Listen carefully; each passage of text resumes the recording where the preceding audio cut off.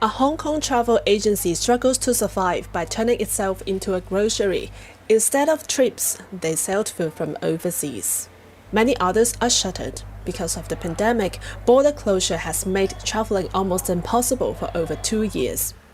However, the airport's departure terminal is getting busier.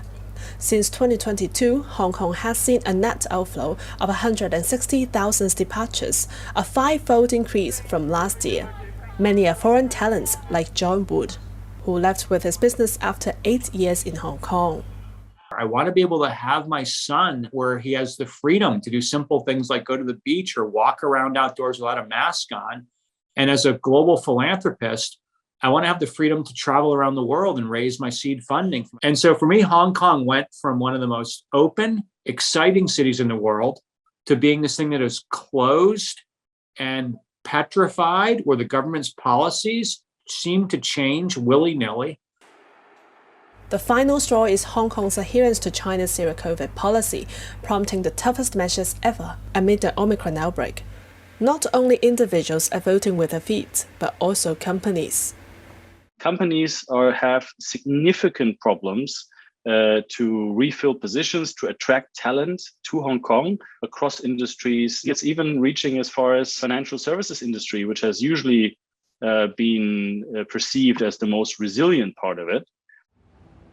In the latest survey released by the European Chamber of Commerce, about half of the European companies in Hong Kong plan to relocate in the coming year. Only 17% will firmly stay. Hong Kong is actually a popular base for regional headquarters of foreign businesses. The exit of expats comes on top of the local brain drain triggered by political upheavals and a sweeping national security law. When you wake up every morning and see that journalists are being arrested, that some newspaper publishers are being arrested, that there's no more freedom of assembly, no more freedom of speech, that hits me pretty hard. You can't subject the city-state to all this solitude. If you do, the cultural DNA and the intellectual DNA dies a slow death. Flight bans and compulsory hotel quarantine have been slightly relaxed from April after backlash, but foreign businesses see it too little too late, as lacking a roadmap for reopening. Companies have to search for alternate super connectors. We do here Singapore, Seoul, Tokyo. Hong Kong will not lose its status with regards to mainland China. Whether it will have the same role for Asia as one of the most important, not only financial center, but also business center within Asia, we'll have to see. Hong Kong has always recovered from crisis over decades, but this time there is no guarantee.